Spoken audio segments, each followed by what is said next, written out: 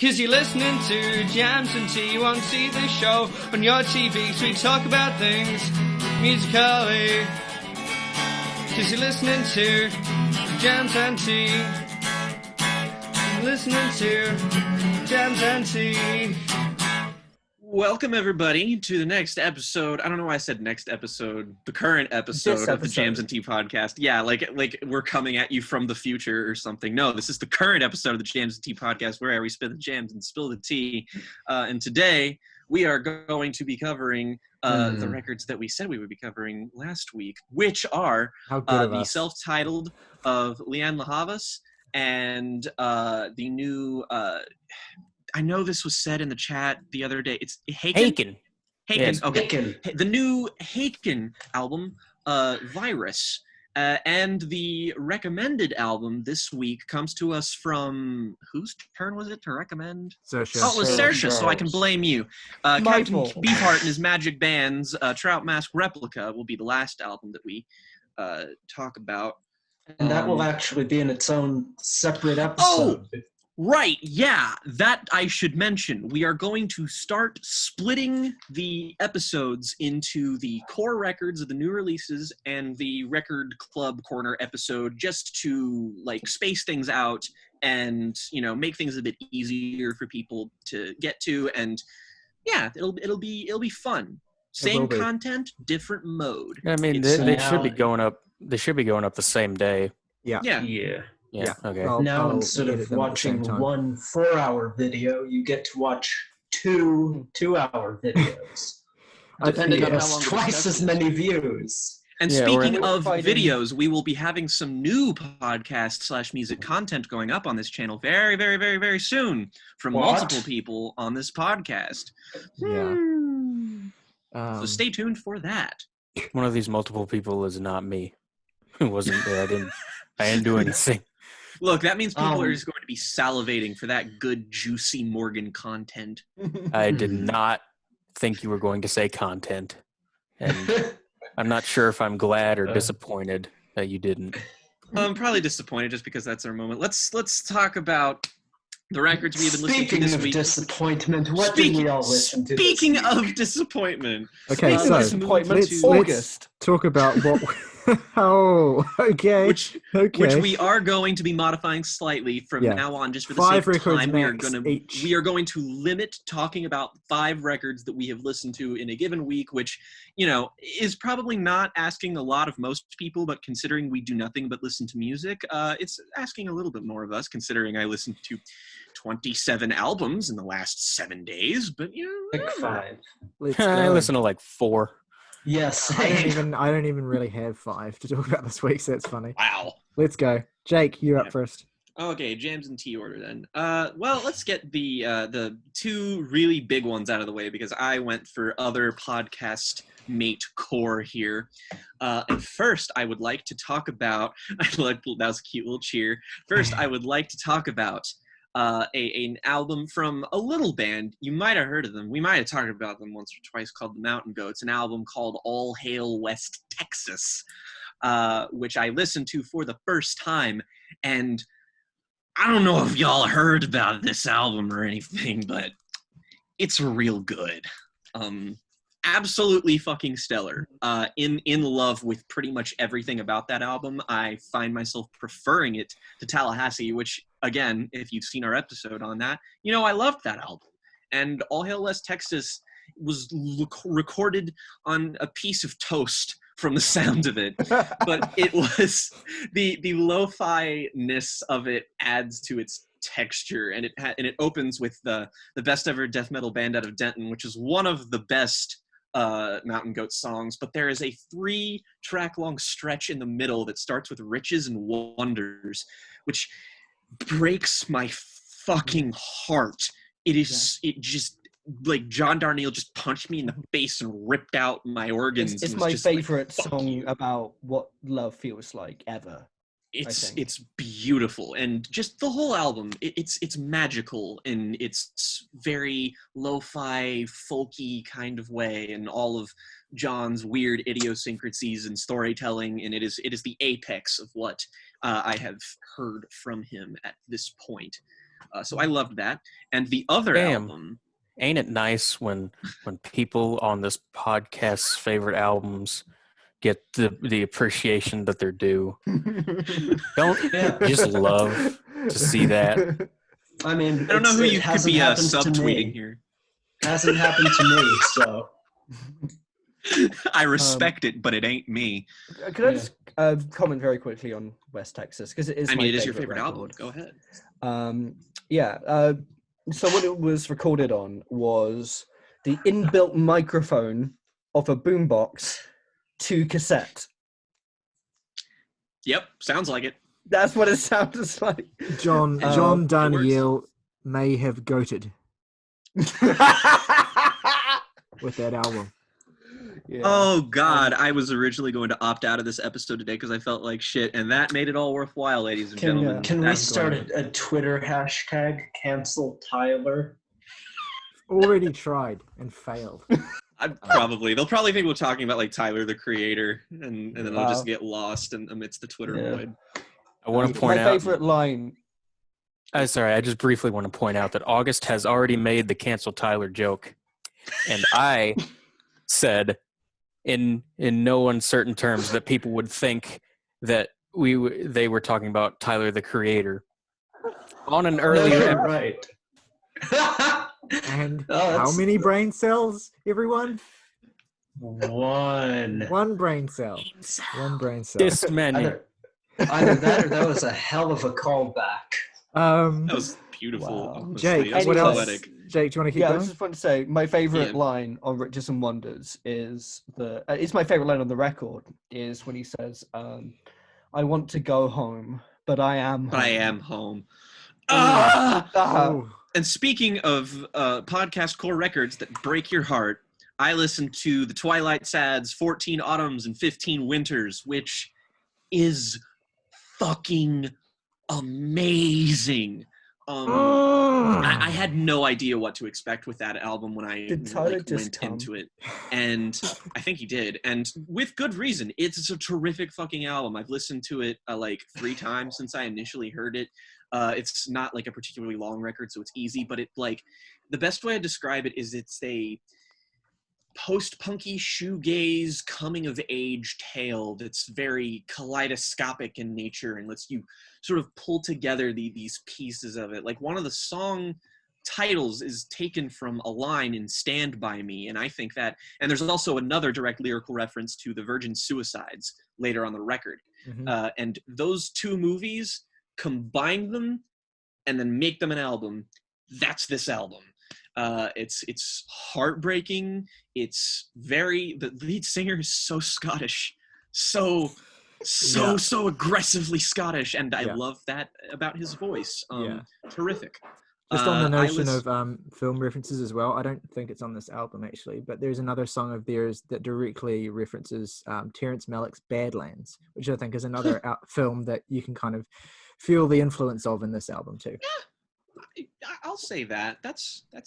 Oh, I will say, just because I mentioned this on the podcast before, this isn't like, I'm not going to go in depth about this, but I have officially listened to every single Tom Waits record, and I might be doing something with that soon. So, look forward to that. Another album I listened to this week is, I will briefly skip over it, one of these, just because I know someone else on this episode is probably going to talk about it, but I listened to my first Bright Eyes record, Lifted, at the recommendation of August, and I will let him do that when he goes. But other than that, I also listened to another Bass Communion album, Steven Wilson's ambient side project. This one is called Loss. It is 2 tracks long, 50-ish minutes, and it's hell. It's hell. It's listening. It's the saddest fucking, like, it is like listening to someone cry in an old industrial like building, and the person who's crying is a ghost, and their echoes are just reverberating around, and then it just gets like apocalyptically hellish in that second half, and so it's great. Go listen to that. My emphatic, terrified recommendation. And last but not least, I dove into listening to the catalog of a band that I have meant to get into for a while, just because I am a fan of the movement that they helped spawn, and that would be Slayer. I listened to Rain and Blood and Hell Awaits, and both those are really fucking good. Rain and Blood, I mean, like, it's 28 minutes long and it kicked my ass. It's so good. And Hell Awaits is also good, and apparently they have a bunch of records that are basically just as good as those. So it's like some might say better. Some might say better. It's going to be difficult because I really loved Rain and Blood, but I am eager to get into them. They have a high chance of being my second favorite of the thrash big four if they manage to cock up a couple of, really winner albums. Not that that's hard, just because I'm not a big Megadeth or Anthrax fan, but yeah, those were 5 records I listened to this week that are all good that you should all listen to. Awesome. August. Okay, so I will start with the least interesting and work my way up. First thing, on my dad's recommendation, I listened to Darklands by the Jesus and Mary Chain. Oh. Huh. That album's all right. I mean, it's pretty singularly minded in terms of its sound. There's some good songs on there, but overall not an emphatic recommendation from me, but it's decent. It seems like a bizarre place to start for them. Hey, he picked it, so beat up August's dad. I will say, I think that Darklands is probably... I'm not a Jesus and Mary Chain fan, to be honest, but I think that my hot take is that that's a better album than Psycho Candy. I mean, I tried a couple songs off of Psycho Candy, and I wasn't really a fan. Psycho Candy is an album that has like one phenomenal song, Just Like Honey, and then the rest of it I was going to say fine. Just Like Honey, and then it's meh. It's mid. But that next thing, Portishead, self-titled, very good album. Kind of like taking the last 5 songs off of Dummy and making that its own record, and throwing in like dark acidic jazz over that. Kind of, I know Tyler's used this description, but a soundtrack to like a 50s film that was never made. It's so badass. Like a 50s noir specifically, like it has a noir vibe. Noir, yes. Like you can basically smell the thick cigarette smoke in the air while you're listening to it. And yeah, very good album. I would recommend, if you want to get to that, listen to Dummy first, because it's better, but that's kind of a meaningless comparison because they're both great. Yeah, they are. I listened to The Glow Part 2 by The Microphones, and I thought it was really good. Yay! Good album. I really love the tone. I really love how Phil uses like his instrumental palettes and a lot of the purpose behind decisions made on that album. It is something where I felt very engaged the whole way through. Yeah, we are going to talk about there's a lot of buzz on the internet about the new Microphones album, the first Microphones album in 17 years. So we are going to be talking about that next week on the podcast. Yeah, so stay tuned. So if you haven't listened to The Glow Part 2, everybody on this podcast, do that. Also because it's great. Good. One of the best it's good. I hate folk, and I liked it.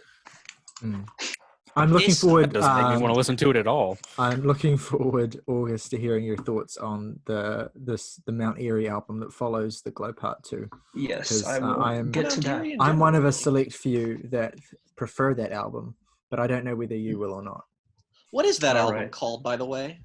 Mount Eerie. It's called Mount Eerie. Okay. That always confused the shit out of me. Okay. No, it's a dumb decision. I don't get it. Well, the thing is, like, it wasn't a decision like that. Like, when he released that album, he was still recording under the Microphones. Like, it's an album released under the Microphones, but he made the decision after it was released to change the working name that he was using to Mount Eerie from the Microphones. And so then makes navigating his discography difficult. After Mount Eerie by the Microphones, every subsequent release up until this latest one has been under the name Mount Eerie.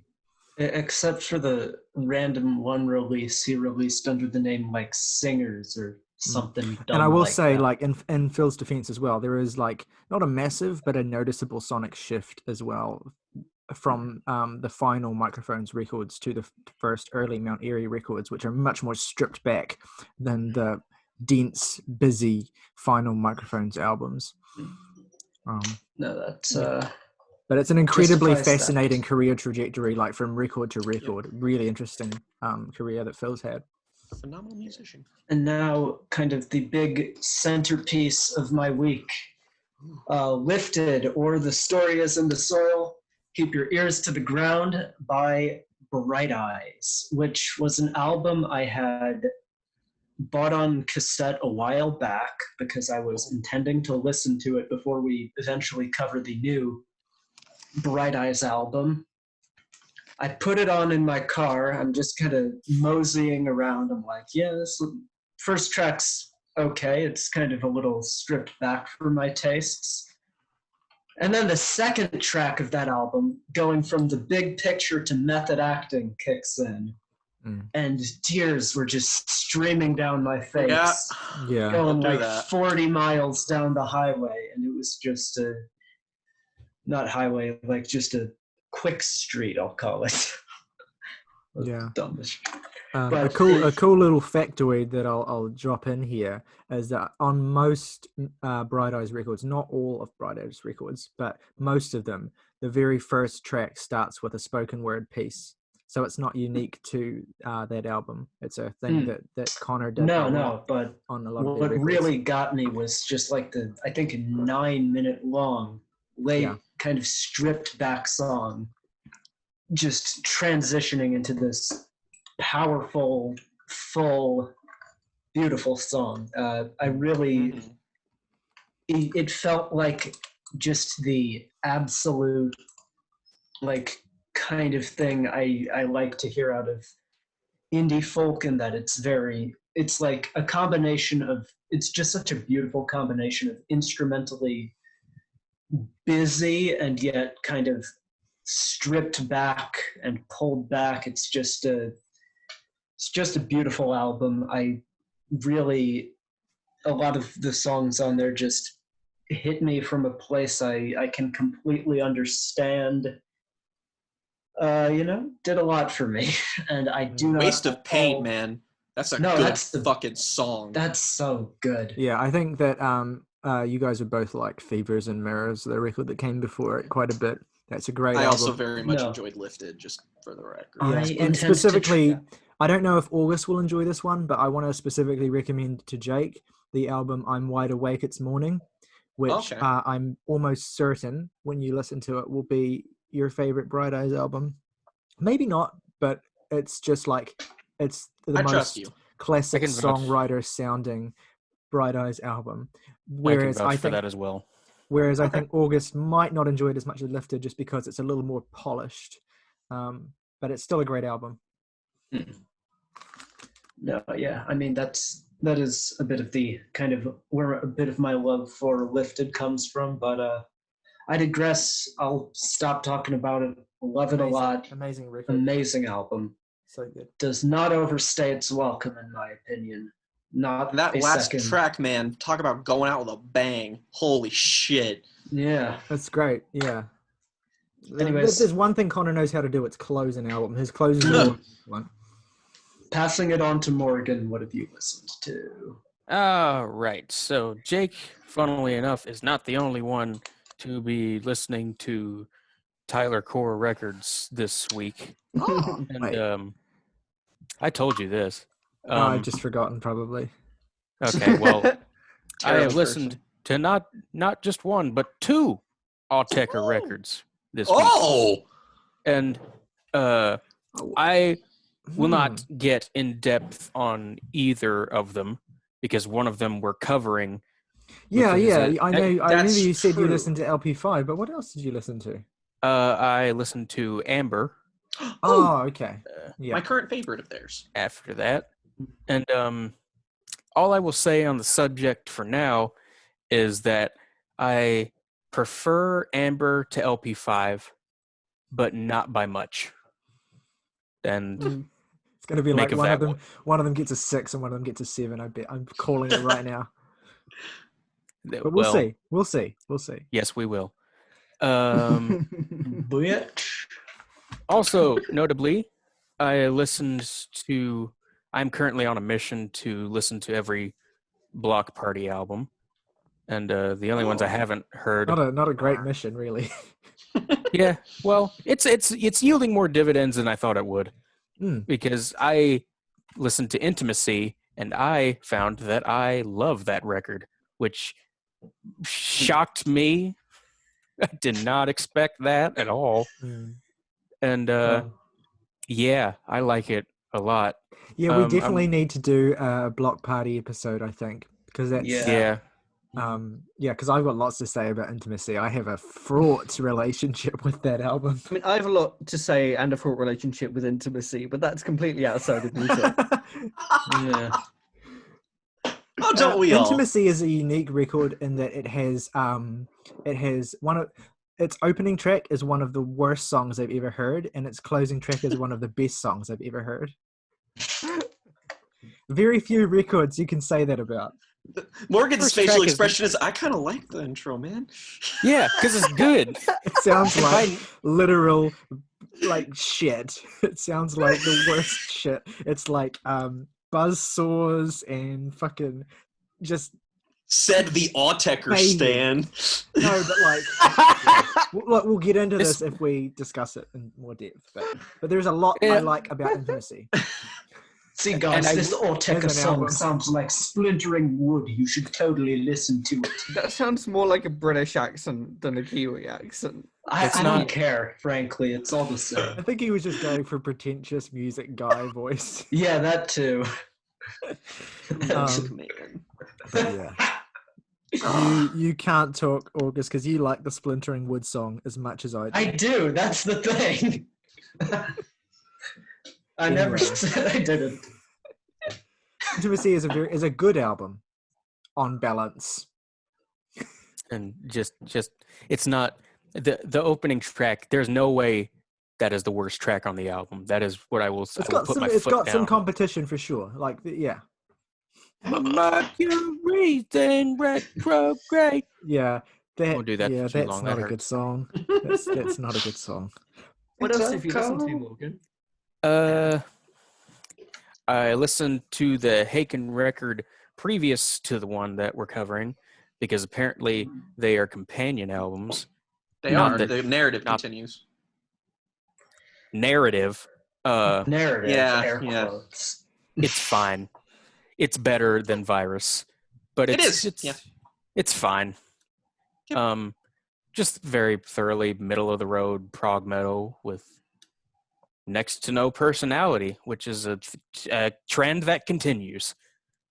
Spoiler alert. Heyo. Well, fucking, you gotta hook them in somehow. Hooked by already knowing. Break them off, son. Anyway, unless don't I still do not have a reason for this, but I found myself listening to Mumford and Sons. I think it came up on a something, I don't know, maybe a playlist or something, but I heard Little Lion Man and like, damn, I still love that song. So I did not listen to the first album again. That's an album that I've heard and I think is, again, fine. But I did venture to listen to their second album, and it sucks. It sucks. It's bad. Wait, which album is this? I don't know the order of the albums. Babel. It's the one where they're all sitting on a bench. It's a bad record. Yeah. It's a Nash type beat. Do you know what really annoys me about Babel? Is that on the iTunes Deluxe Edition, it comes with a cover of Simon & Garfunkel's The Boxer, featuring the one that's called Paul from Simon and Garfunkel. Paul Simon? Simon, thank you. Art Garfunkel. McCartney. Art Simon? Anyway. Paul Garfunkel. Yeah, so it comes with the cover of the box set featuring one of Simon and Garfunkel. And on the moment where they're like, just to come on from the horse on 7th Avenue, they sing it as come on from the girls on 7th Avenue. And my reaction to that is like, come on, you got famous with a song that had like the fuck every other word in the chorus. What is your game here? Well, I see. I thought you said come on all the girls. And I thought that's actually quite a risque bar. But no, you said... And I will say that is not on my version of the album. They say whores. Count yourself lucky. I do, because it's the only good song on the album. Because it's a cover of the best song ever written. Yeah. So, you know. Yeah. It sucks shit. It's just mediocre bluegrass. I'm against the notion of bluegrass by English people anyway. That doesn't make sense to me. We literally live in the bluegrass state. So for context. Yeah. It's not a genre I'm even a fan of. This is like, ugh. But I like, the first album was like fine, and I liked some songs off it, the more, folky ones than the ones with the banjo line that's the same as every banjo line in every damn song they've ever played. Rip. It's bad. That's really the only thing I've listened to. What are you laughing at? Oh, no, not you. I'm laughing because I managed to hit the mute button on the microphone just in time to do the world's loudest sneeze. And I realized afterwards that it's going to be on the recording, me sneezing. And you were I was looking at you the whole time. Yeah, I was like, oh, that's weirdly quiet. Yeah. Anyway, Mumford & Sons suck. Please continue. No, that's all I have. That's the only things I've listened to. That's 5 albums.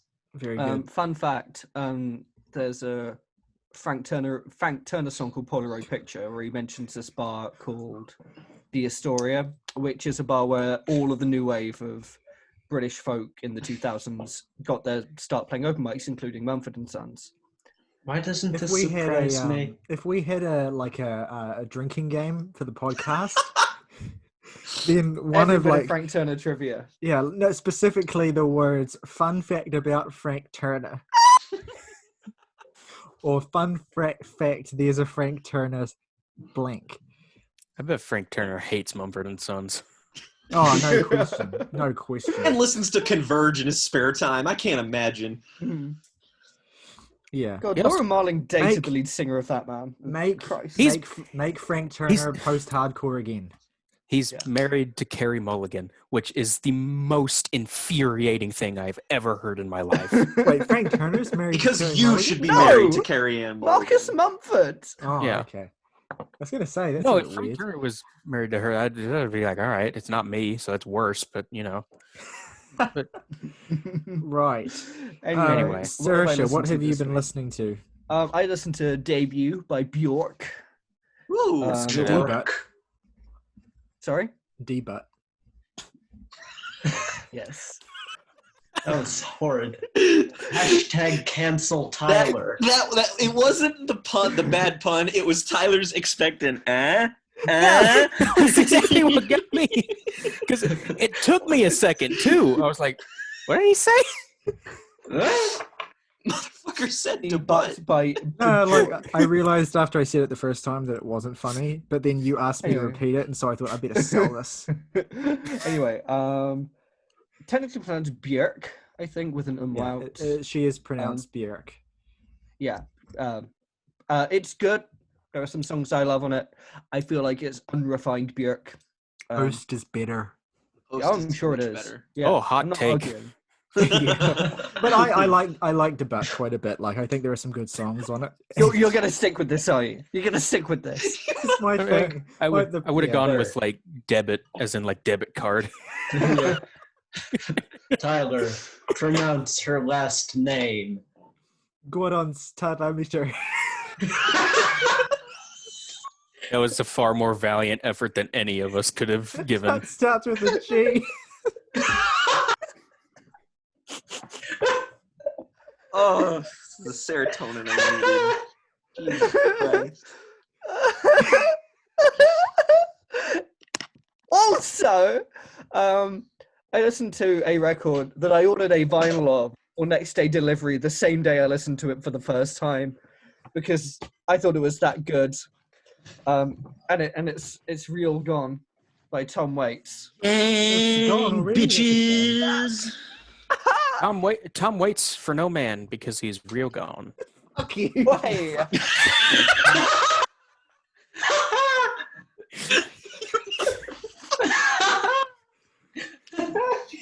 I was listening to this record as I was playing The Last of Us 2. Oddly fitting. So much fun. There's a scene in The Last of Us 2 where they like gallop on horseback into a village that is completely on fire. And it's just this awe-inspiring moment.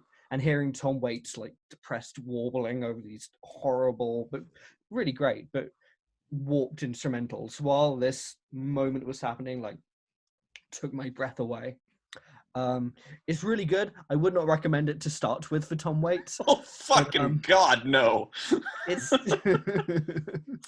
remember the first really time good. I tried to listen to Rain Dogs in Singapore was the first thing I heard, and I was like, that happened to me I see verbatim 3 years ago. I see so many like music Twitter teenagers thinking, "Oh, Tom Waits, I've heard heaps about him. Rain Dogs is the most highest rated on Rate Your Music. I guess I'll give that a listen," and then giving it like a hard 5 out of 10 because it's the worst possible intro to Tom Waits. Well, not the worst, but it's not a great choice. You're best to start with the early stuff and move forward. Or if you're really into like that, if you're really into kind of like aggressive rock music, you can just jump into the 90s and listen to Bone Machine.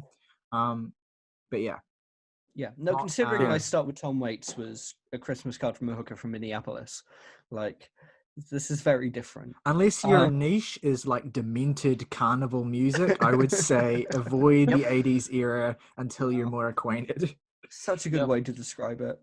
Right. I also listened to loads of jazz this week because I'm trying to get into jazz. I saw that on I saw you drop a hard 9 out of 10 for Giant Steps. Yep. Yeah. Which is too low of a rating if you ask me, but I'll take it. I was going to say, just a little bit. But I dropped a 10 out of 10 on Kind of Blue. Well, if you didn't, I would beat the shit out of you. That's what's wrong with you? You can't take anyone seriously who doesn't give Kind of Blue a 10. That's kind of a really pretentious thing to say, but like actually like that album is like, especially because August jazz. Will listen to it and give it like a 7.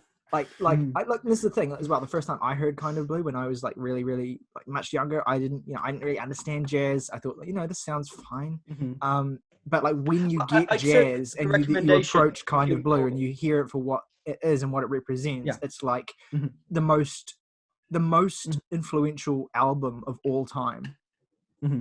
Like I took the advice of you and Morgan, where you said if you're gonna listen to like Miles Davis and Coltrane and all that, listen to the hard bop stuff first. Yep.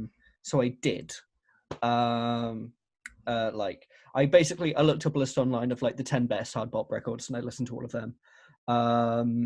And then I started listening to like Miles Davis and all that. And yeah, like I felt like the whole time I was trying to do this whole jazz journey, I was liking it, but I was waiting for the moment where it like pressed my serotonin button, and that happened on Kind of Blue. Just immaculate record. I also listened to Pearls by Elkie Brooks, which is half a greatest hits record, half a new stuff record. Basically, her previous album was a flop, so that's put together some of her hits and some new stuff into one record. It's got the original version of a song that will later be covered by Jeff Buckley on it, called Lilac Wine. I prefer the Elkie Brooks version, I hate to say. Get out. You're kicked off the podcast. Nope. There's no Jeff Buckley slander here. Yeah, I'm not slandering him. His rendition is Nina good. Simone's version of Lilac Wine is the best one. Okay, that's fair. I'll have to hear that.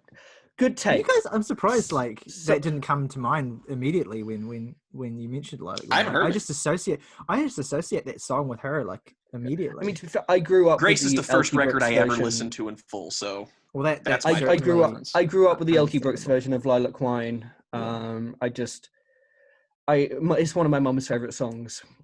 I adore that song. I think the Jeff Buckley version is really good, but it's just I find the Elkie Brooks version just so satisfying. No, fair enough. Anyway, I would go off, but that's like, of the songs on Grace, that is in the bottom tier, I would say. If I had to, yeah, probably like that and So Real are probably at the bottom, but it's just like, yeah, they're still kind of perfect, so what the fuck ever. Yeah. Well, if you haven't heard the Elkie Brooks version, I recommend you listen to it, because it really captures the enormity of the feeling of the song, in my opinion. It's good. I'll have to listen to it then, because I've always loved that song and I was not aware of its origin. So, well, it wasn't written by her; it was written for her. But yeah.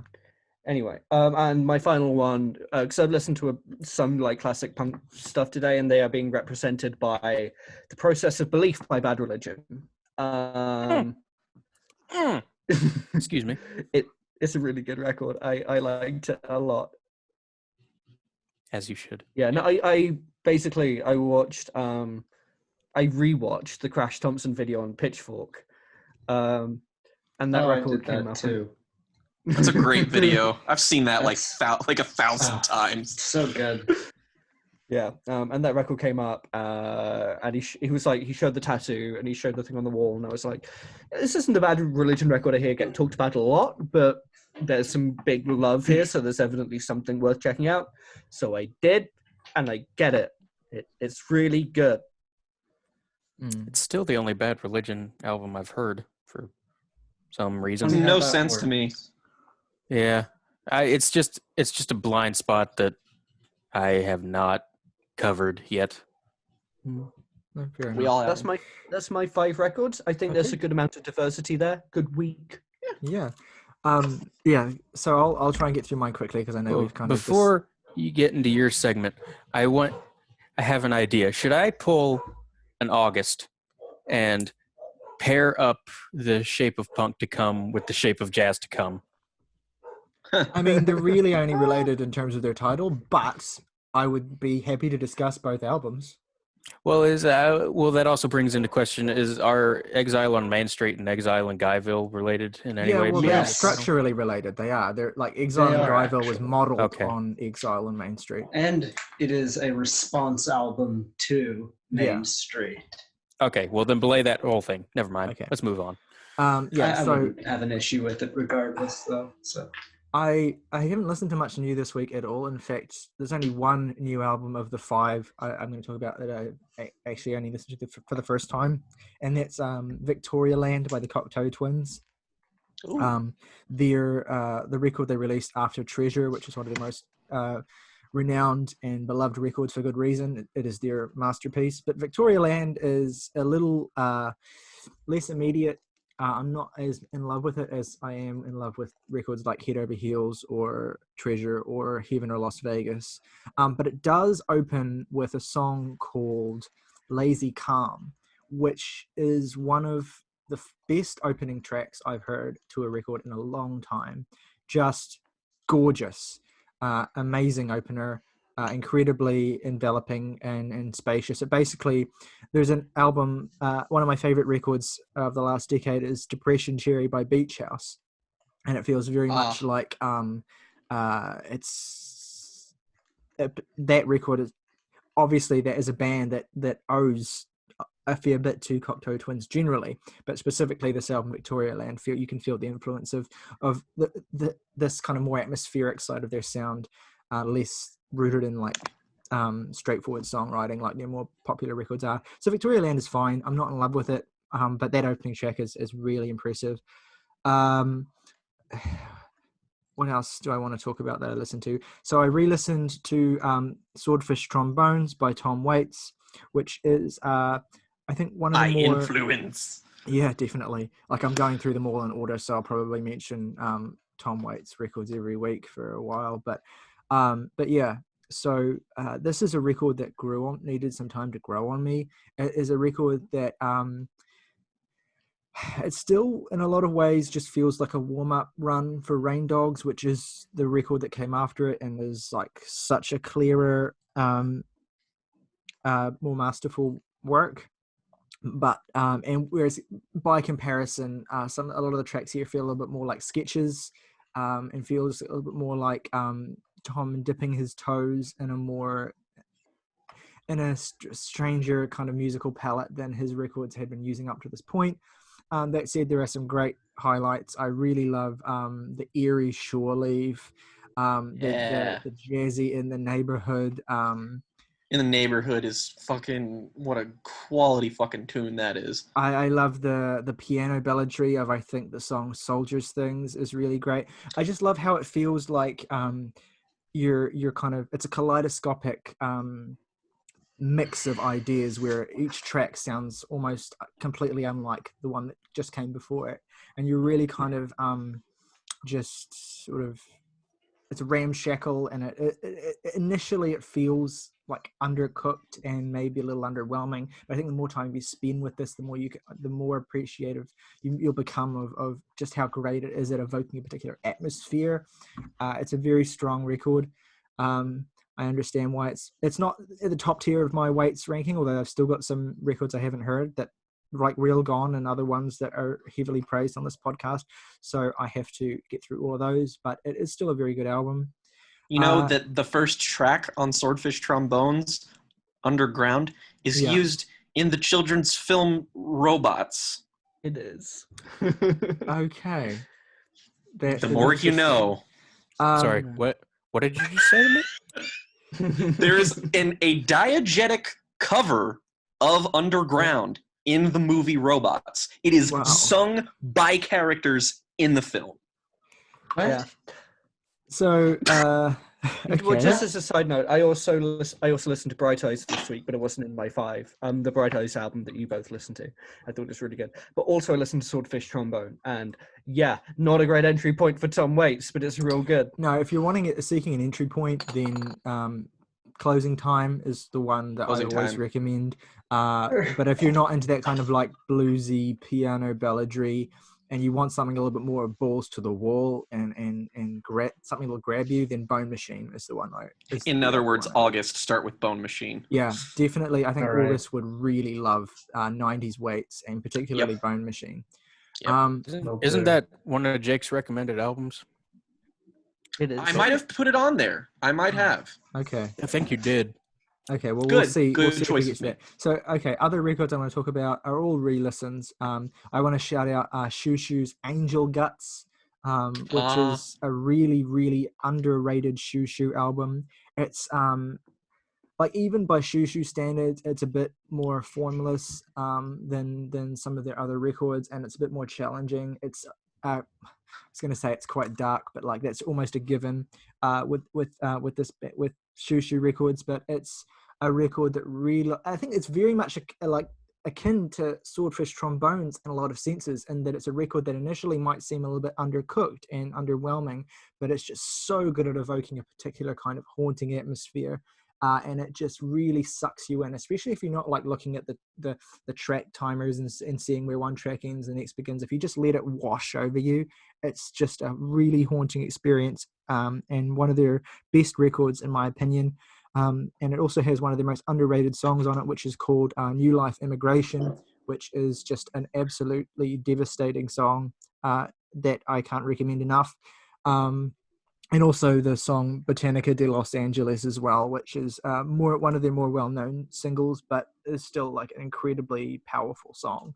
Like I don't know that anyone in this podcast would enjoy this as an album, but there are individual songs that I think most people should give a shot. And 2 other records I want to shout out. So I'm going to shout out an Autechre album that I re-listened to, surprise, because I am working on a video for this channel about ranking Autechre's discography from worst to best, and so I re-listened to the album that I currently have in the past at least considered their weakest album, which is 2010's Oversteps, and I am kind of, it's not generally held in the top tier of their records, but I think most people like it more than I do. And certainly in terms of accessibility, in terms of their post-2000 material, it's probably the most accessible record because it has a lot of there's more melodic tangibility here than in a lot of their other stuff from this era, and some of the textures they use are just kind of easier to grasp than in records like Choristus and XI and Elsek. But I do think the records, I mean, I should be clear, I like this record quite a bit. Like, it's a 8 out of 10. But it's but it is a little less, like, with one of the things I love about Ortega Records as experiences is that they're very cohesive, and they very much take you on a journey from where you begin and end in very different places. And there's always a real kind of sweep to them, but that's not quite present on Oversteps. It feels more like a series of songs, like a compilation, really. There are songs that transition into each other, and it does flow nicely for the most part, but it doesn't quite have the kind of overall structural coherence that all their best albums have. So that's a really kind of nitpicky critique. And I would still like, if anyone wants to get more into this period of Ortega but doesn't want to be overwhelmed too much, it is an album I would recommend because it is fairly easy to listen to for the most part. And it does have like a lot of really, it's immaculate sounding production-wise, which is obviously to be expected. But even compared to the record that came before it, Choristus, it's a huge step up in terms of just how good it sounds. But yeah. I'm not going to say whether it's going to remain at the bottom of my ranking for my worst to worst video because I'm really not sure. It's really hard, but it is a record that I think doesn't get talked about enough, or doesn't get mentioned enough. So I wanted to shout it out. And last record I want to shout out is another of a record that I love, Mirrored by Battles, a math rock album. Probably one of the most well-known math rock albums from this time in the late 2000s, and it just is incredibly tight. Like, the drumming is just balls to the wall, like insane on this album. The grooves are just phenomenal, but also it's a very esoteric and strange record as well. It holds you at a distance and then pulls you close and then pushes you away again in ways that I think are really, really interesting. And it has one of my favorite songs of all time on it, Atlas, which has my favorite groove ever, and has been a song that I've loved ever since it first came out when I was like 11 or whatever, and my dad and I listened to it obsessively. But there's also this fantastic 8-minute monolith song called Rainbow, which basically sounds like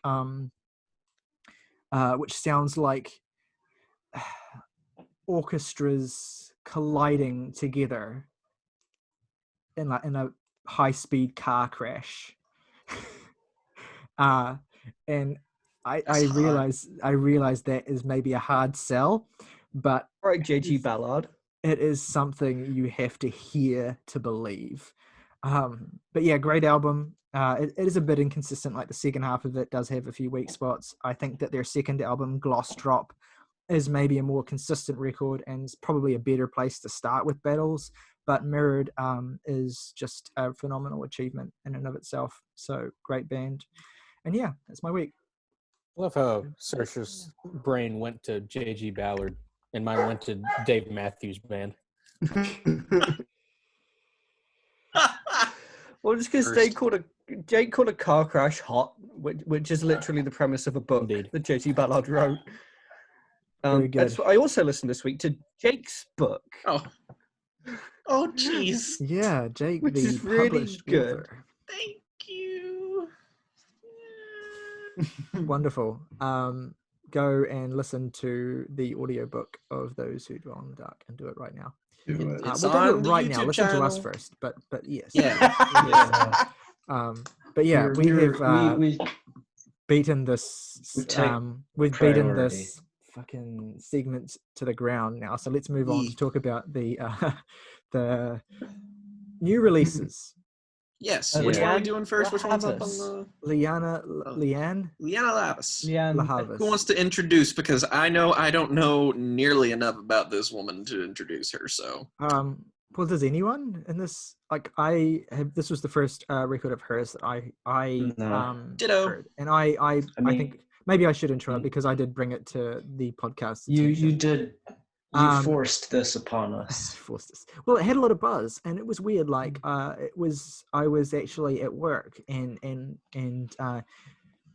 the people I work with, we never really talk about music or culture or really anything much to do with that. But a couple of people were talking about this album, and I was like, okay, interesting. And so then I looked it up, and it actually seemed like this album was across the board critically getting a lot of acclaim. And I had vaguely heard of Lianne La Havas as a vocalist. And so I thought, okay, I'll give it a shot. And if it's all right, then I'll recommend it for the podcast. And spoiler alert, it was at least all right. I'll get into my actual thoughts on the record when we get to when it's my turn to review. But I do think that it is an album worth shouting out, and I'm very curious to hear where you all fall on this record. But yeah. Well, who wants to go? Jake, we'll just do our normal order, shall we? I'll be quick.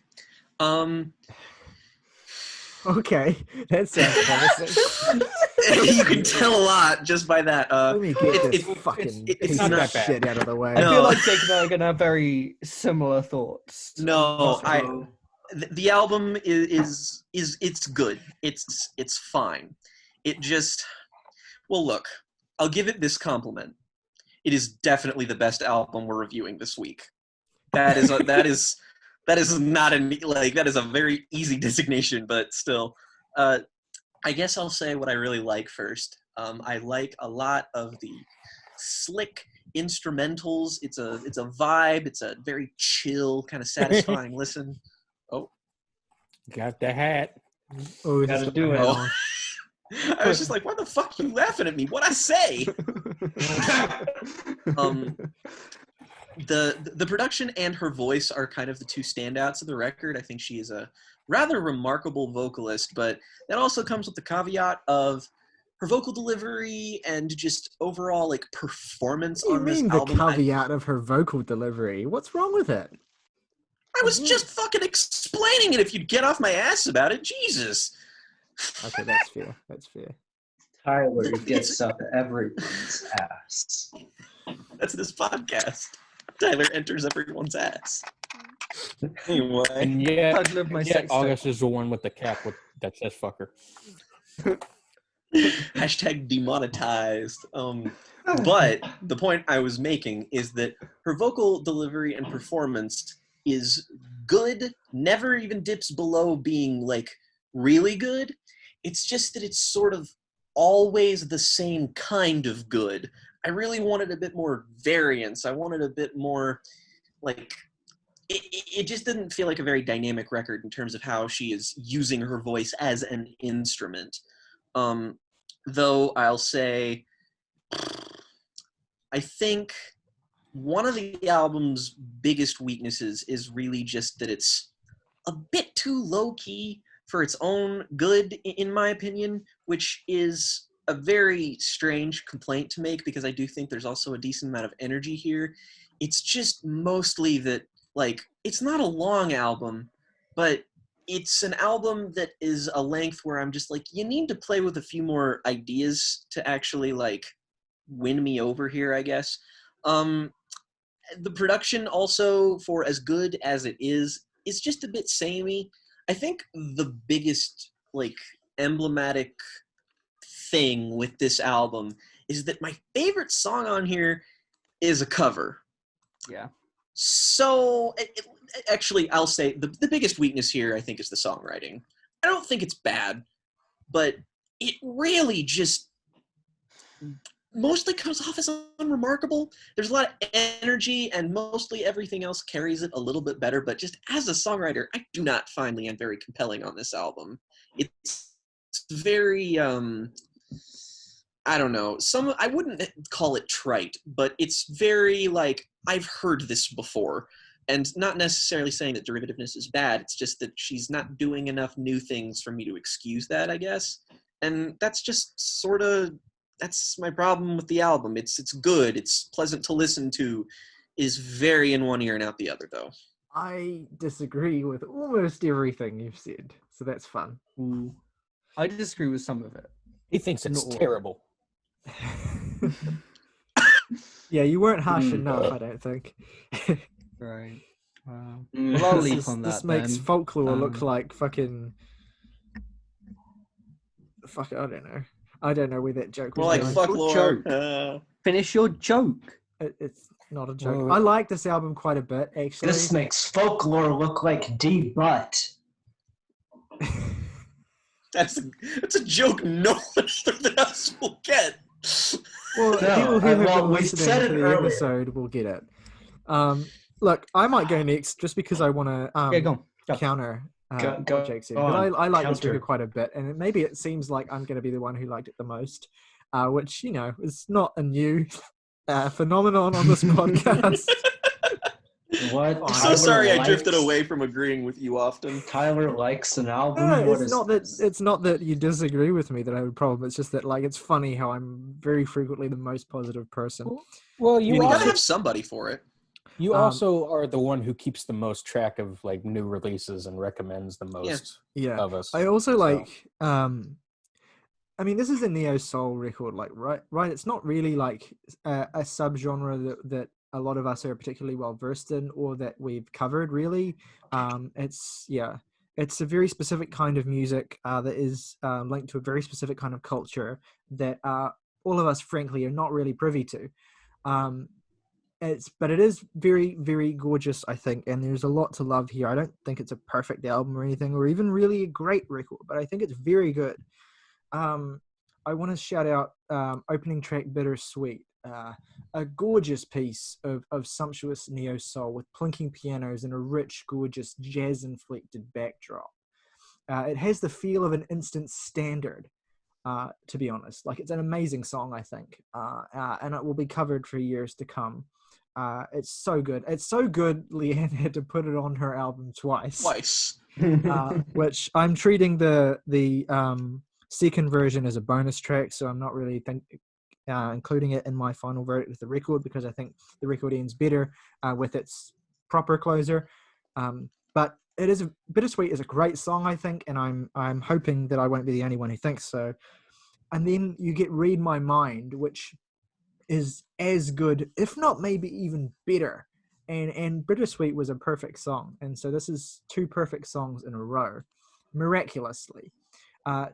Lianne demonstrates a mastery of rhythm with some particularly delicious bass and piano work and some of the most impressive vocals that I've heard all year. And it's a good reminder as well, I think, and this is a point I want to impress, is that a great vocal performance is not necessarily one that hits near impossible high notes or otherwise showboats. Lianne can certainly produce those fireworks if she wants to, but I think she understands that a truly great vocal performance is one which primarily pushes to the forefront an understanding of dynamic range. And Lianne has that in spades. She seldom reaches for a falsetto on this track, but her silky, liquid tones are utterly irresistible and near hypnotic. It's actually remarkable how fantastic and clearly well-trained Lianne is as a vocalist. Like, this is a masterclass in soul singing. It's fantastic. The erotic ballad Green Papaya is simply one of the most gorgeous things I have heard all year. It is so pretty. It is so enveloping. You almost want to cry listening to it, not out of emotion, but out of sheer admiration and respect for the skill and arrangement that Lianne has on this song. And she keeps it subtle for the most part in terms of the arrangements. And as a result, you get a song that is more rewarding, that gets better the more you listen to it. And showcases that Lianne doesn't have to be necessarily moving at a fast speed or like penning a hot single like the first couple of songs to demonstrate her talent. So that opening trio is just perfect. Can't Fight is another excellently gorgeous piece. I quite like this song quite a bit as well.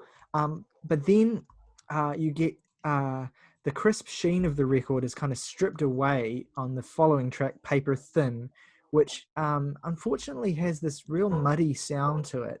It lacks the dynamic mixing of the other tracks. And I think clearly this is purposefully intended to create a more intimate vibe, but it doesn't quite connect for me here. And it feels kind of jarring to be going from such soft and silky sounds and mixing on the first 4 tracks to this song. Not to mention the fact that the song itself overstays its welcome a fair bit before it's concluded. So it's a real shame. It kind of halts a beautifully kind of deliberate but still compelling pace the record has up to this point. It halts that, and yeah, not a big fan of that song. But she does bounce back with a really remarkable cover of Radiohead's Weird Fishes. And I want to shout out that I really respect the fake out opening to this song, where she starts with the recognizable drum beat of the Radiohead original before, like 3 seconds in, she switches it up to something slower. It's kind of a cheeky nod from the outset that her take on one of the British Legion's biggest fan favorites is going to be more than a little transformative.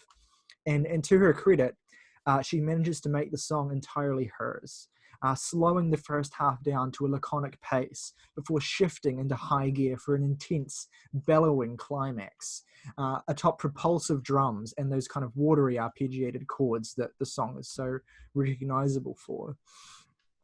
The fantastic Please Don't Make Me Cry continues that momentum nicely, although ultimately I think the record stumbles a little bit in the home stretch, with merely fine 7 times in Courage.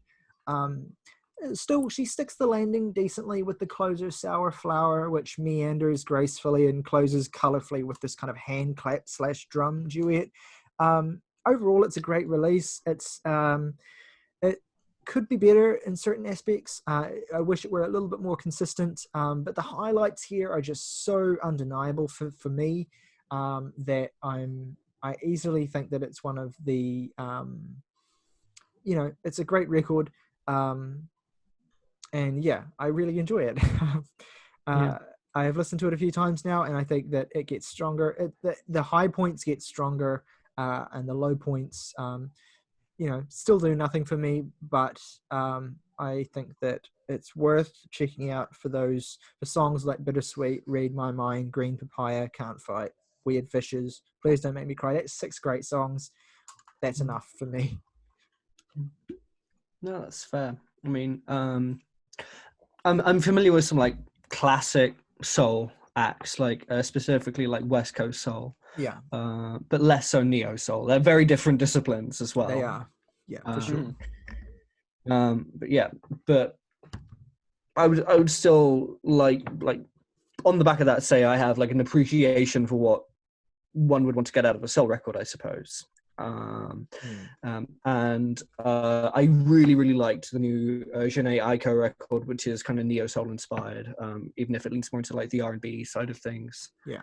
I like that record more, but I do like this record, and I think she does have a wonderful voice, and you are right, it is the texture of the voice that is the thing that's really exciting about it. And the way that she really controls that texture.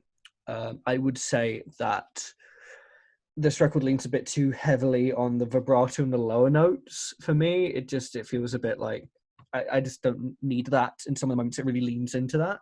That's really nitpicking.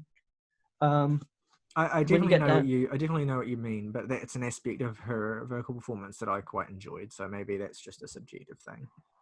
Oh, that's fair enough. I would agree that I think Green Papaya is really, really, really good. And it's also really good because it's a really like tonally, sonically different from the first 2 songs as well. It's leaning into different instruments than the other ones are.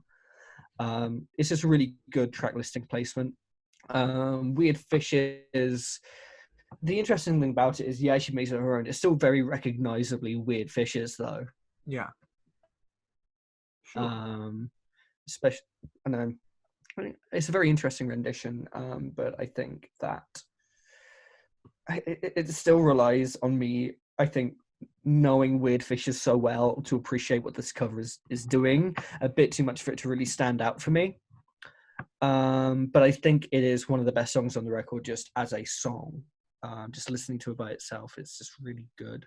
Very, very soulful. And doing a soul cover of a Radiohead song is a bold move in anyone's book. And I think it's pulled off very well. I agree with you. Please Don't Make Me Cry is another highlight, as is Can't Fight. But I think overall, just a lot of these songs do run together for me. And it might just be the laid back attitude that she takes to the record. But I just the Jhené Aiko record is better for me. I just think it's way more interesting. Cool. Understandable. August, do you want to go next? I want to hear yeah, sure. I will give it a shot. I do have a lot of the same kind of criticisms as most people have come before, so I won't really restate those, but I will say that there are still a lot of things that I feel have gone a bit underappreciated about this album. Mainly that just I find this album has such a beautiful humanity to it in terms of like the instrumental presence of it. Like on Read My Mind was a track where it really struck me that way. Struck me in that sense where like the string arrangements on that song, there are some notes that are plucked like kind of noticeably higher than they should be, or like what you would perceive that they should be plucked as. And it was a detail I really appreciated. It felt like it was someone actually playing a record and not a completely controlled mechanical experiment. Anyways, this such a weird moment for anyone who didn't pick up on what you were doing there. He was really hacking at that. I was fucking God damn it, Saoirse. Sorry, but I do like kind of the division, the way this album is split up into these kind of two halves, where you've got this one kind of post-breakup and then kind of pre- and post-breakup halves. I like that dynamic. As everyone's already said, Weird Fishes cover, very good. And I am familiar with that song, even though I haven't heard that album, but it does, if I had not heard it yet, I feel I would be a little lost here, but I can appreciate it a good deal for what it does. But yeah, I find it, it just kind of runs together a bit too much for me, becomes a bit soupy, even though I think there is a very clear distinction between the first half and second half of this album.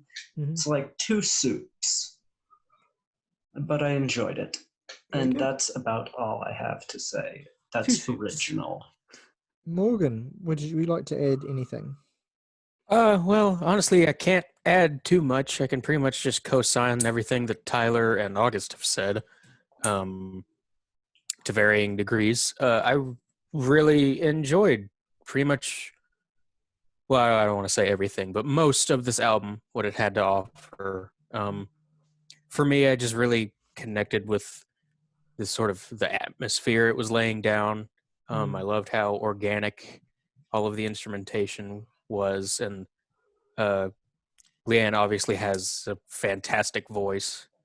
That was pretty much the first thing I had heard about this record, so I was kind of going into it expecting her to, be belting stuff like fucking Freddie Mercury or something. And it was really quite a nice surprise to find out that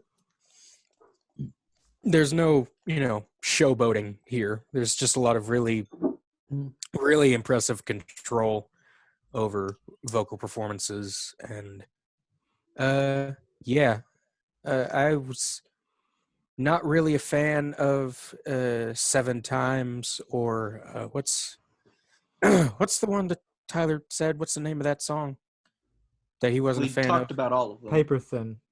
Yeah, that one. Yeah, those I do agree that they're just not very remarkable in any way.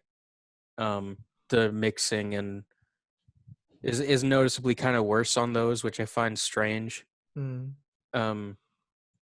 But overall, this is a record I enjoyed a lot, even if it's not necessarily my thing, and I kind of doubt I'll come back to it all that often. That's fine. I enjoyed my time with it, and yeah. Good. All right. Yeah. I think we did that justice. Yeah. Okay, should we go to our favorite quick and tracks? uncontroversial analysis. Yeah, very good. We The go to sliding scale of this podcast slowly begins to descend. Yeah, well, I just think there's not much point in like being redundant and laying things on any longer than we need to. So yeah, no, we covered all of the bases. We did, yeah. What Jake, what are your favorite tracks and rating? I would say my favorite tracks are, well, Weird Fishes, technically speaking. I'll say I like the full-length version of Bittersweet a lot, and I probably Can't Fight, and I'll be the podcast contrarian, say my least favorite was Green Papaya. Fair enough. And your rating? rating? I give the album a 6 out of 10. Cool. Fair enough, bro. August. Okay, I'd say my favorites are Bittersweet full version, Read My Mind, and Weird Fishes. And just because I can, my least favorite was Bittersweet. So I will give this album also a 6 out of 10. Neato. Good. Morgan. August Good having the same album. song in a sense anyway, and its A best and Mobius worst strip. track.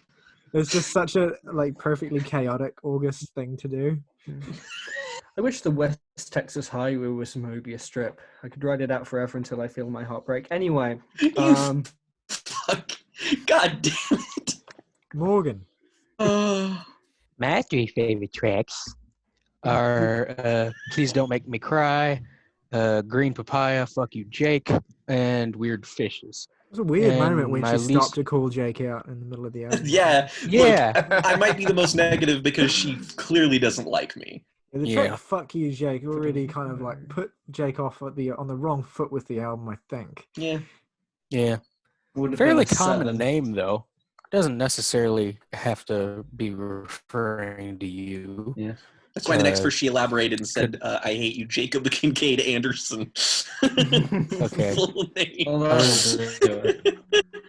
So, like, I mean, she could totally be referring to Jake Chambers from The Dark Tower. These things are equally viable. Anyway. No, guys, what made it really weird was the follow-up line where she just started doxing Jake. It was like... She actually swatted Jake. You heard it here, folks. I had a bad day today because Lianne La Havas swatted me. She stream swatted you. And my least favorite track is 7 Times. And for this record, I am feeling a light 8 out of 10. Ito. Oh, that's me. I liked Bittersweet full length. The Bittersweet not full length was fucking redundant as shit, but still a good song. Full length is absolutely, but it's redundant as all hell. Green totally. Papaya.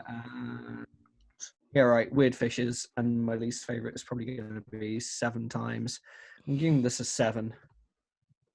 Awesome sauce. Okay, so my 3 favorite tracks are are just the first 3, I think I'm gonna say. Bittersweet, Read My Mind, and Green Papaya. And my least favorite track is Paper Thin, which is exactly how the mixing sounds. And my rating is 8 out of 10 for this album. Okay. So that puts us at an average of 7.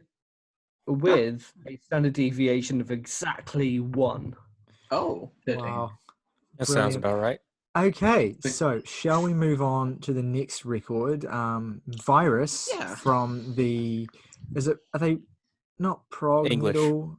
They're English and prog metal. Prog metal. Yeah, okay, I just want to make sure I get the subgenre right. So prog metal band Haken, and the album is called Virus. And I will let one of the metal experts on the panel introduce this album and probably talk about it first.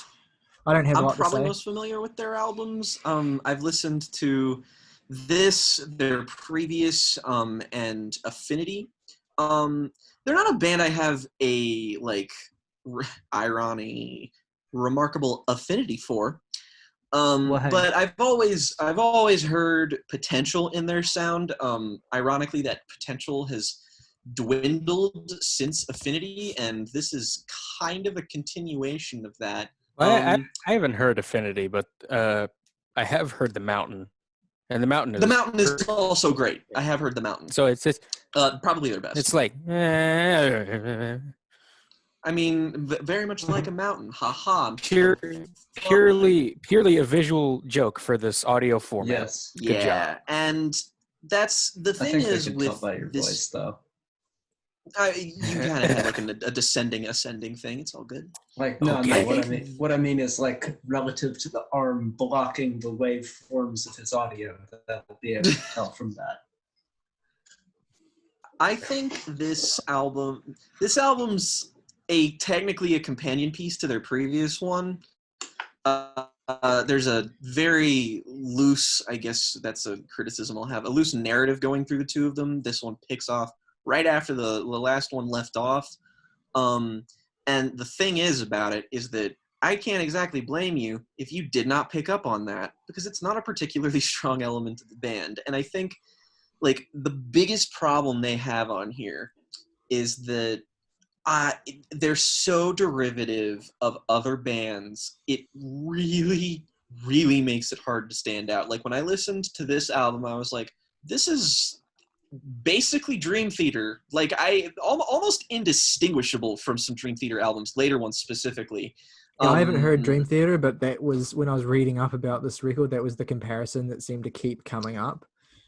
So. It is. And I'm not even a particularly bit, I'm a prog guy, and Dream Theater is very hit and miss with me, but when I listened to this album and kind of the previous one, I was just sort of I'd kind of be rather listening to one of those, or a Symphony X record or something along those lines.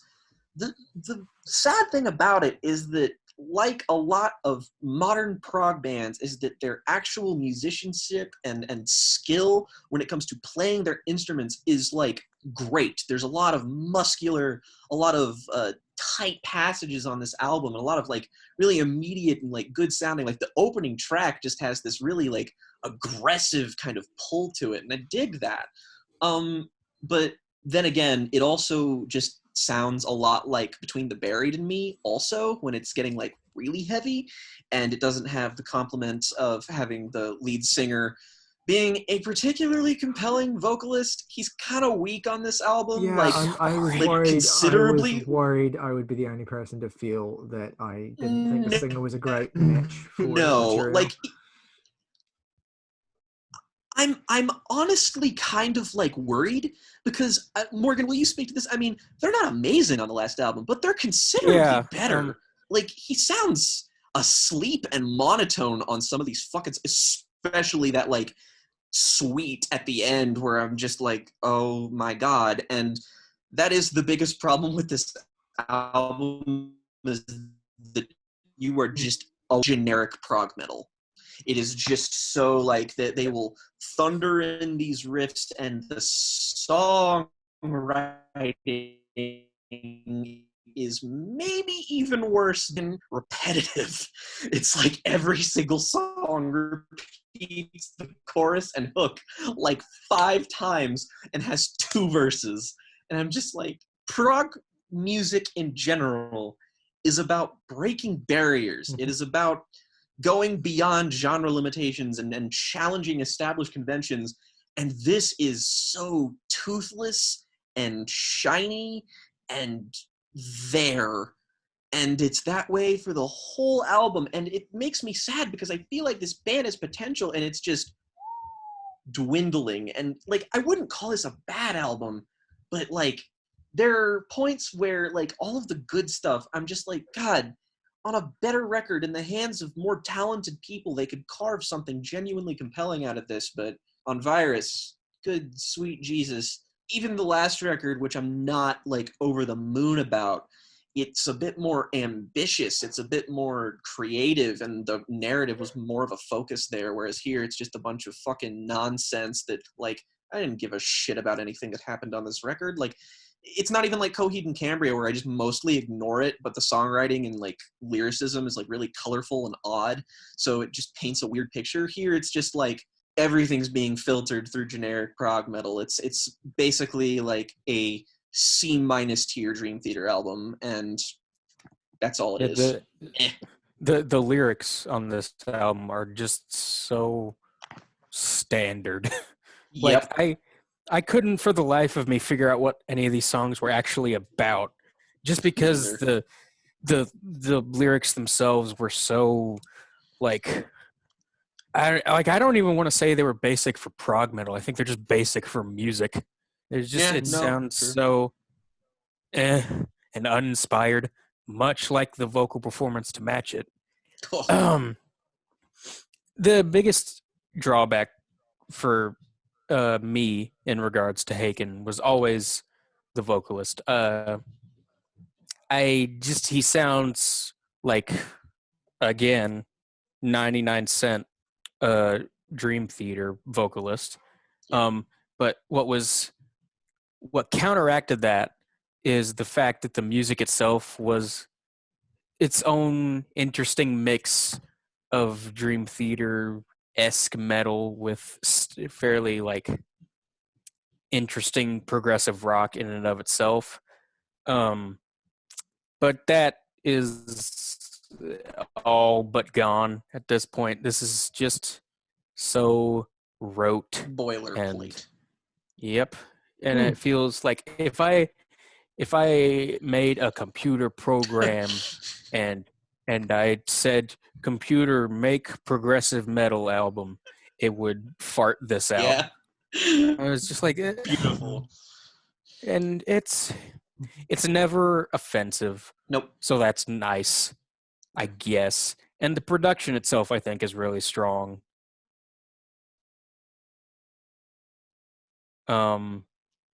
It's just the fact that this sounds like every progressive metal album ever made, and that for me and Jake in particular, who listened to this genre a lot, those complaints become particularly egregious.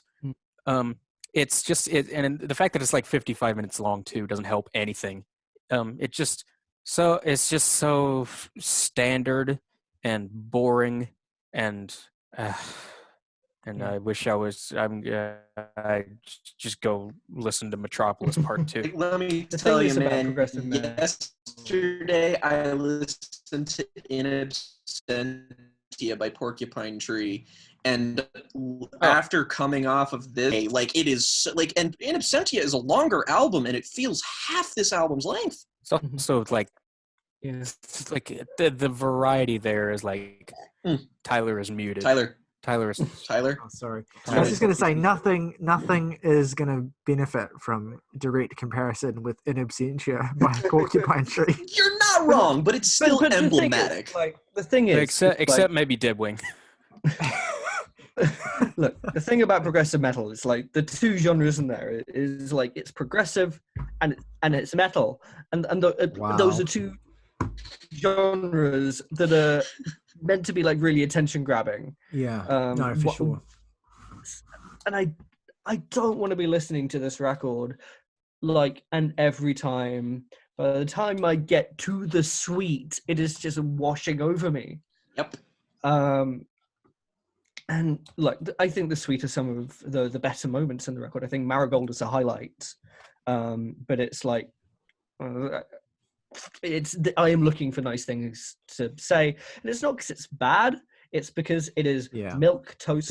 Boilerplate was invented to describe this record. I'm not inoffensive looking for compliments because I'm trying to think of nice things to preface a negative review with. It's because I have very little to actually glean from the music. No, fair enough. But I will say that part of I think why this washed over me is like this has been like Kerrang magazine core music since 2012. So I'm just very used to hearing music like this, and this could have come out in 2012, and Kerrang would have given it a 5-star review, but it's 2020 now. And you also listen to lots of shit like Biffy Clyro, which are one of the weirdest and most eclectic and progressive rock bands out there. So like, with this to like compare, or like with something like the Mars Volta or Porcupine Tree, it's just like, what makes this band special? I just want to say at this point, like, stop, they're already dead. Damn. Well, what, you want me to compare them to Rush too? That's a shame, because my next point was that Haken were so much more interesting in 2012. That's true. That's true. Yeah. They copy Rush a lot better than they do when they're doing whatever the fuck this is. Yeah. Yeah. Look, again, my first Haken record, and I just... Are you pronouncing it wrong each time on purpose? Tyler refuses to pronounce this band correctly. It's like Bajork or whatever. Look, Haken are a band that... More like Gaykin. Ah! That's the Barbie movie I want to see, is Gay Ken. More like Taken, starring Liam Neeson. Look, Haken are just a band that I think have a lot of talent, and there's a lot of... I think I like this record more than the three of you that have spoken thus far. I don't know how August feels, but I mean, look, I'm a bit of a newbie. Like, I've heard that the prog metal records that y'all have made me listen to, and have enjoyed them. And I did get shades as well of Devin Townsend in certain places, like on the opening track, which I liked quite a bit. But maybe that's just me not having enough reference points for this. Like I've said, I haven't heard Dream Theater. I like the song Invasion as well. I think that it has a lot of punch. It's a well-structured and thematic banger. Carousel has plenty to enjoy, although I think it outstays its welcome a bit at 10 minutes plus. I like the band a little bit more when their songwriting is a little bit more concise, I think. The song Canary Yellow I quite enjoyed. I thought the hook was pretty solid on that song. And I actually enjoyed the multi-part Messiah Complex suite a fair bit as well. I thought that it started off a bit rocky. I wasn't a fan of the Ivory Tower opening section, but the second section of that, I forget what it's called, was really good. And then Marigold was excellent as well. And then I think... You could say you weren't in your Ivory Tower. Yeah, I was thinking it. Yeah. The second section is called A Glutton for Punishment. Yeah, I enjoyed that. Definitely is when we're talking about it. Yeah, but I enjoyed this well enough. Like, I wouldn't say it's a great record or anything, and it certainly is. I can, even with my limited knowledge of prog metal, I can certainly tell that it is derivative. But I think I think what really saves it in the end is the fact that the performances are uniformly pretty damn good on this record. Like, they know how to play their instruments, even if they lack some of the creativity of the bands that we talk about more frequently and with more praise, like Between the Buried and Me. I enjoy it for what it is. It's not something I've listened to this twice now. I don't think I'm going to listen to it again, just because I know that there are other bands that are doing this whole thing more interestingly that I need to get into still. So I would rather prioritize them. But look, yeah, if you rather listen to this over another Devin Townsend album, like Fly to New Zealand beat the shit out of you. Look, I appreciate Haken for what they're doing, and You got it. I gotta get in that. Yeah, Haken.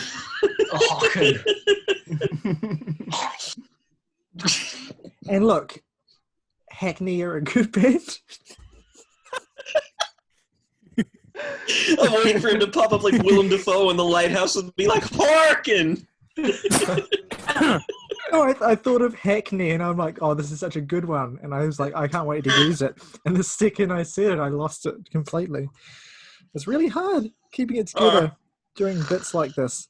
Yeah, what I will say is that you need to go back to the 90s, my friend. You need to look up Queensryche's Operation Mindcrime. Yep. And Symphony X's what's the one called? Divine Wings of Punishment. Yeah, that one. No, I think isn't it Divine Wings of Tragedy? Oh, yeah, Divine Wings of Tragedy. Punishment's another. That's a great fucking album. Okay, yes. August, what are your thoughts on Harrowing's viral infection?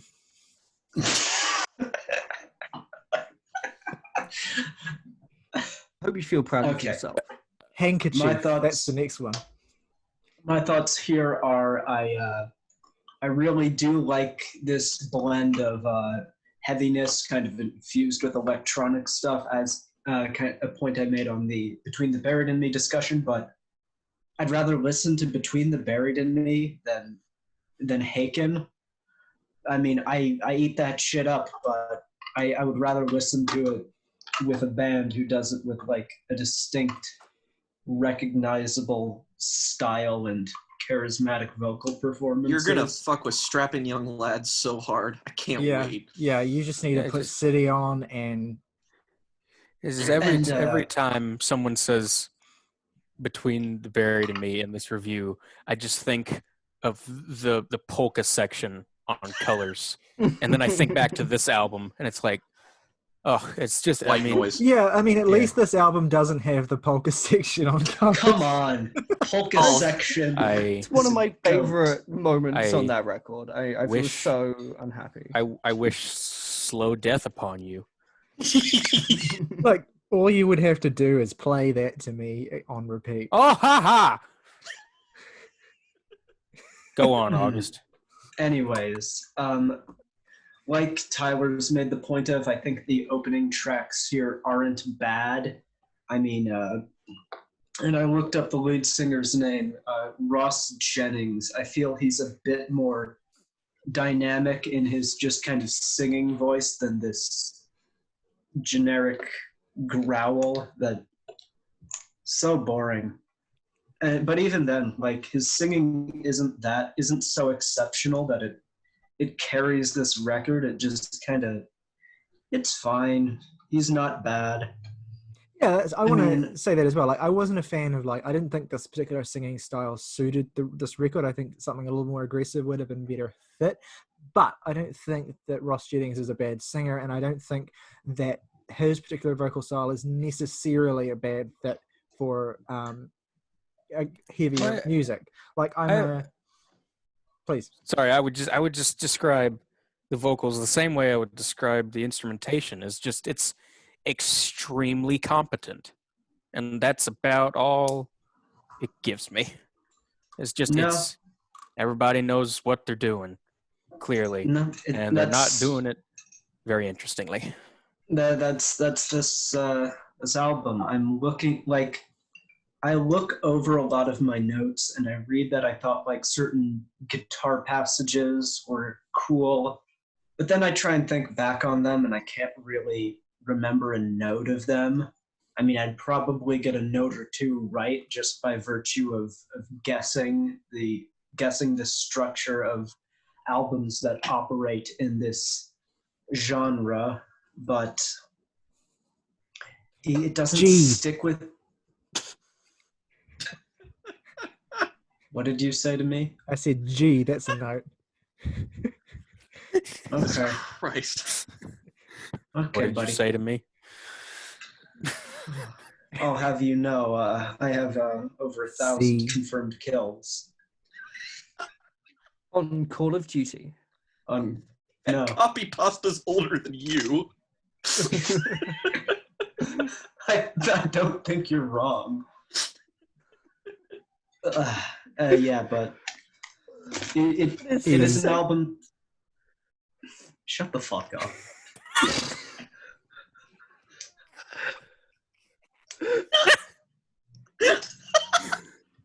Someone's telling Tyler to shut up, and it's not me. You were telling me to shut up. Oh.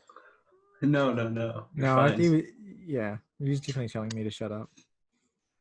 But this album, I think the first 5 songs are enjoyable enough. They're fun.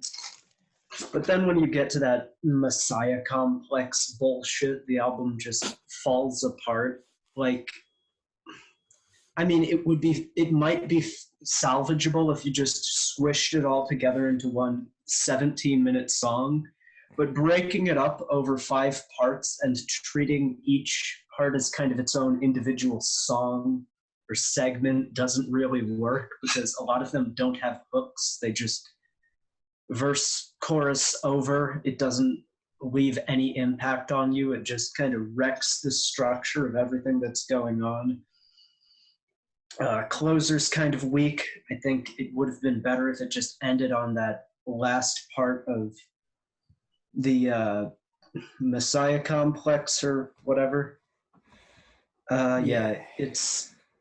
It's the perfect example of, as I alluded to in my in the kind of Lianne La Havas review of it's a perfect example of just being technically competent and so planned out that I just don't get a whole lot from it. It's a fine prog metal album. If you love it, I don't know why. Listen to better music. Hard co-sign on that last bit. On that note, we should go to favorite tracks and ratings. It's probably why Ross, what's his face, his wife divorced him. Can I just say that when you said his first name was Ross, I just envisioned David Schwimmer as the frontman of this band. Monica. Doing the vocal performances on the first I song. envision the character David Schwimmer plays in Madagascar as doing the vocal performance on this album. Melvin the giraffe? Yeah, that's it. Why they split in the story between the 2 records. He just says we were on a break. So my favorite tracks on the album are... I don't know, man. I'll say Prosthetic, because I think the riffs are cool. Canary Yellow, because that's one of the only songs I remember anything about. And I like the second part of Messiah Complex, Glutton for Punishment. And I'll say the worst song is Carousel, because it's long. And it goes. And this album, unsurprisingly, this is a light 5 out of 10. Okay, that's me. I'd say 3 favorites are easily Canary Yellow. I can't remember what the second one is. It Invasion? That's it. Invasion. And Prosthetic. Least favorite is Messiah Complex. I don't know, 5.5, I guess. It's all right. That's fair. August giving a higher rating to a prog metal album than me is something that should go down in the history books, to be frank. And it's this album. Yeah. Yeah. Might as well erase that. My 3 favorite tracks are I had to bite my lip from making another fucking Chinese satellite joke. My 3 favorite tracks are Prosthetic, Carousel, and the second part of Messiah Complex. And my least favorite, I have Canary Yellow written down as my least favorite. I don't remember why. I'm shocked. Fucking light 5. Mm-hmm. All right. My favorite songs were Marigold, Canary Yellow, and Prosthetic, which is an appropriate opener because so much of the album feels so artificial. And At least that was a joke with reason. Thank you. And my least favorite is probably The Strain, and it's getting a 4.5. Wow. My three favorite tracks are Prosthetic, Invasion, and Canary Yellow. My least favorite track is Only Stars, the closing thing. I think that's what it's called. And I am going to give this record 7 out of 10. I liked it. Oof. Right, can we take a loo break if that's all right? No. Who's Lou? My sister. Oh, okay. Can we Lou Reed? We need to wrap the episode up since this is its own thing. Oh, right. Yeah. So you know what? Please go and watch our Captain Beefheart episode right now. And before you do watch so, us lose our fucking minds. Because we're about to go in deep on this motherfucking album. We're about to penetrate. Let us know if you've heard this Lianne La Havas album or this Hanky album, what you think of them, and what you think of our reviews. You just say Hanky. And rock over London, rock on Chicago. Rock on Chicago. Have a break. Have a Kit Kat.